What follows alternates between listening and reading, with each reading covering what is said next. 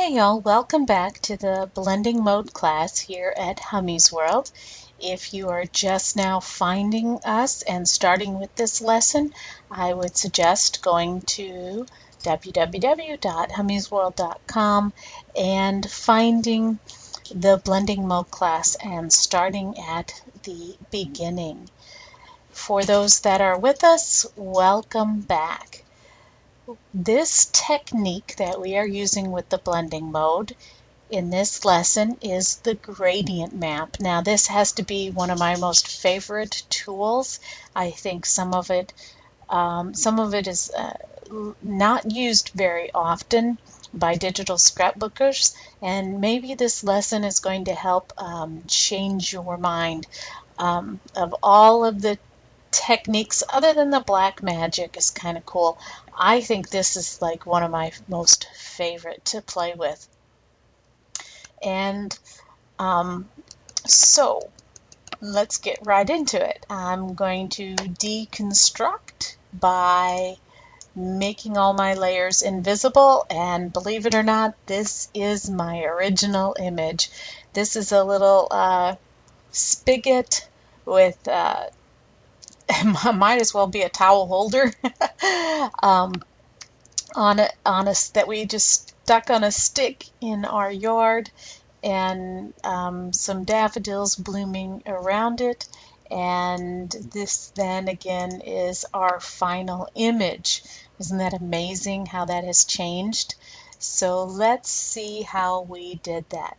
First of all, the image is a little bit underexposed, and so I adjusted that with a levels. And there's a lesson in, I think there's more than one. There's one in course 2 and one in the photography class, I think, on adjusting levels if you want to learn more about that. And then I applied the gradient map, and this is the before and after the gradient map. Isn't that kind of wild and fun? So let's go see what we do with the gradient map. You go get the new adjustment for gradient map, and now it's going to work different for every image. You see this has come up, and it's kind of a blue to a white. I'm going to double click and open the gradient map.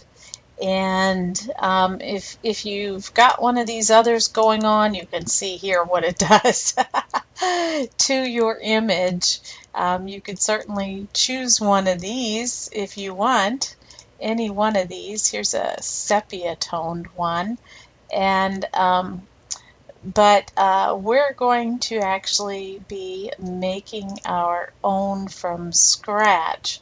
And so before we get going too far on it, go back out and change this. Oh, see, I can't even remember. That's what I was thinking. To the Lighten blending mode. I think that one works the best. Of course, you can use any blending mode that you want, but you see just there, changing it. Let's go back.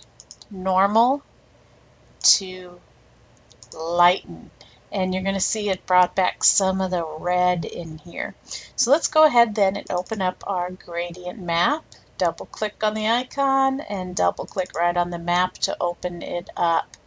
And all this is kind of in the way. There we go. I'm moving these out so we can see our whole image.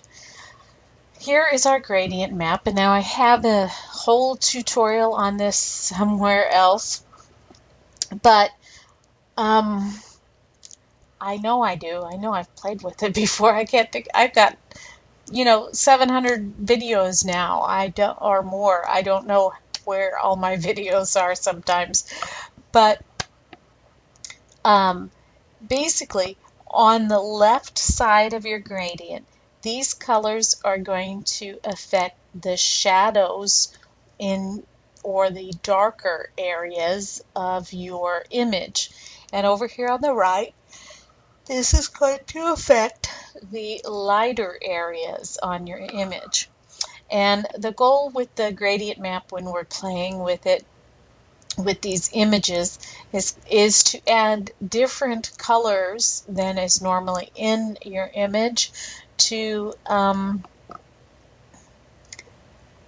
just soften it, kind of, to maybe even make it sort of a vintage, or just a whole different color of an image than the original. So I just started playing, and you double click on this marker, and I said, well, I want my green because I don't want to be too unrealistic. And so these are going to be the darkest areas. And you can see when I do this and I try to get the dark areas too light, it looks funky. So you kind of, since it is applying to the dark areas, you do want to kind of, pick one that is on the darker end. I don't remember what I had. We can go back and look at it later. And then if you just click anywhere on this line, just click down, it's going to create another one. It's going to create another one the same color as the last one you had active. So if I click on this and activate it, and it makes this color here white, and then I click down here, there is another white one. Of course, this is now the active one, and I can delete it if I want. So actually, if I wanted to choose a color and then click down somewhere, see how that works? So let's go ahead and get right back into this. I'm going to double click on this new one we made, and I have found the best colors to use when you're doing these kind of color map images, and they are kind of weird and a little bit freaky. But the purple area are great to add to these images. A mixture of the purple, and up here is this is purple. I'm getting a little off. And right up here is more magenta. Magenta is kind of in between a purple and a pink. So the purple and the magentas are really great to add, and anywhere in the blues are really great to add. But it's all just a matter of what you're going for. So I'm just going to add in this area, see what happens. Oh, we're still in the dark area, so I'm adding kind of the magentas. I'm going to go a little bit higher. I'm not going to spend too long playing with this. I'm going to add another one in the mid-tones, and you can see as soon as I did that, the whole image changed. And so this is affecting the mid-tones in the image. And let's see, we could do the purples.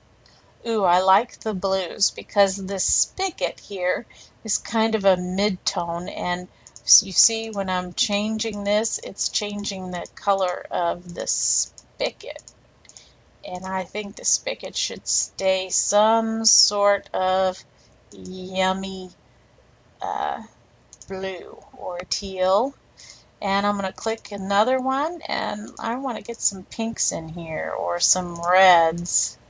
I really just played around. You pay attention to which parts of the image it is affecting.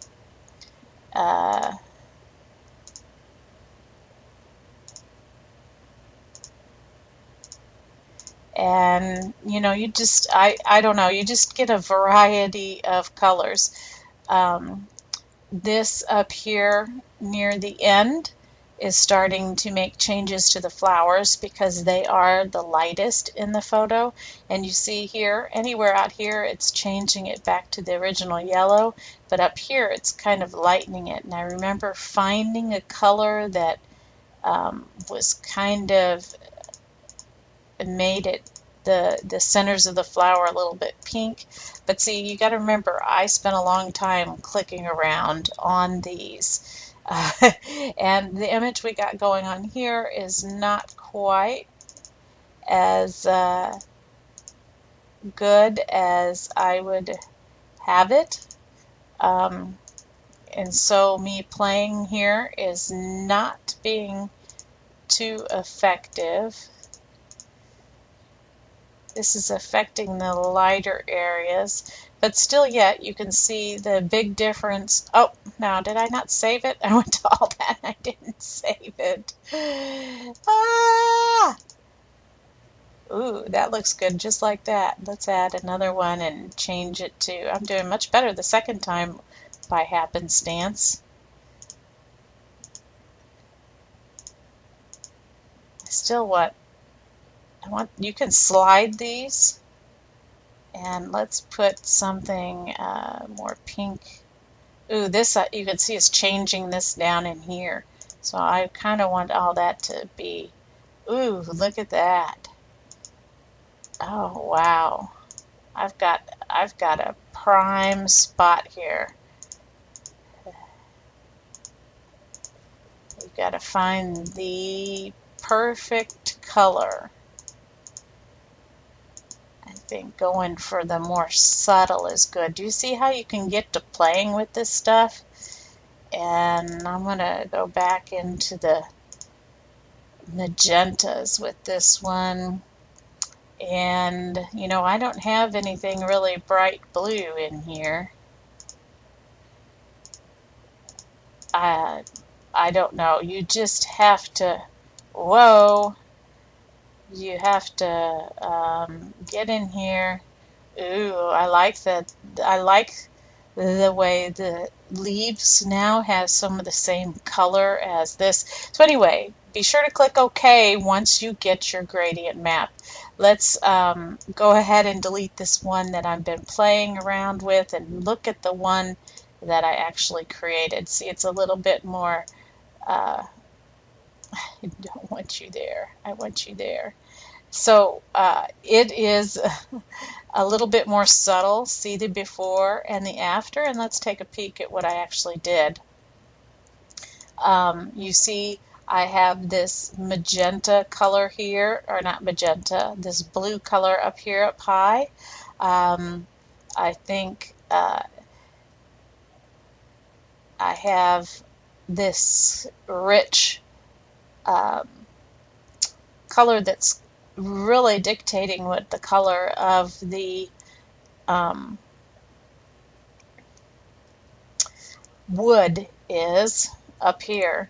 And I remember adding this one. It's actually a blue, and you see how important that one is to change, because it's changing this dark area down in here. It's actually changing the tone to the whole thing. So that color was actually pretty important, and it took me a while. This one you can see is a purple that I added, and watch when I change it. I mean, that might have been something artistic, but it took me a long time. And I've got a darker color actually here on the end. You see how it changes. So I'm going to hit cancel because I do want to, I don't know why that keeps popping out. I do want to keep my original because I really liked it. But you see here how I managed to even take the color of the flowers and I changed them to that light pink. One of the gradients was affecting that. I think it was this blue one. Yeah, look, if I go down here, anywhere down in here, it gets really bright. If I go up here, it gets too white. But I found a sweet spot right in the middle, wherever it is, that kind of turned it to kind of a pink. So anyway, that's the gradient map. And so it doesn't look like really that wow of an image, but I've really toned it down and kind of made it all one. It's not all too saturated, not too, it's kind of muted, it's kind of soft. Huge difference between this and this. And then here is the texture that we are going to be adding. Now the texture then turned it from interesting to yummy. And here, let's go look at the texture. It's just basically really a canvas type texture that I scanned in. And I actually cheated. It was a purely I did scan it in, but it's purely the canvas texture. I didn't paint on it. And then I added digitally this white border. And then the little grunge stuff you see in it is actually one of the other textures you've already received. It blended into it to kind of give it a little bit more. I was out of textures. We didn't make 40. We were made just short of 40. So I had to make some more textures using the textures I already had. Anyway, I'm not going to tell you what it is. Actually, you didn't have this pure. I may end up using that again. Love this texture. It was just a board that I scanned in. So we're going to change it now that I get done oohing over the yumminess, and change it to overlay and feel even more yummy. So before and after, that just made all the difference. Look at that. Oh, it's just like it's a piece of canvas board. Is that not yummy? And then I said, well, I can't leave it at that. I could leave it at that, but and that certainly is so much better than this in just 3 layers. But I said, well, I want to play with some of the other textures. I want to keep seeing what I could do, because these lessons are supposed to be about combining textures. So I added the art paper 13 from a previous lesson, from lesson 14. Numbers are off 1. So you could go get that and download it. And I changed it to a soft light and lowered the opacity to about 79. And I got this kind of like the canvas is kind of rippled, or like something's been setting on it and it's aged. And whoops, don't mean to be moving the texture. It's just kind of aged and just kind of got kind of little bends and crinkles in it. And I thought, oh, that's yummy. That's one of the ugliest textures, but it works so well.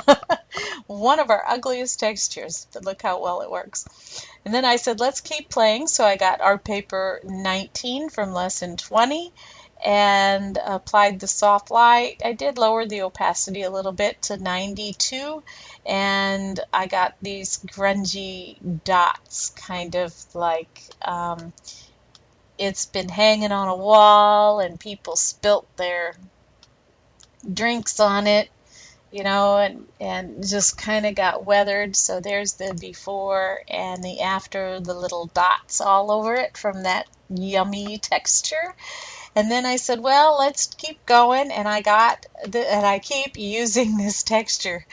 So I got must be one of my more favorite, the art paper 27 and soft light, and I did lower it all the way to 52%, because you see this just the outer edge kind of overpowers it, and I just wanted to make the outer edge a little bit lighter.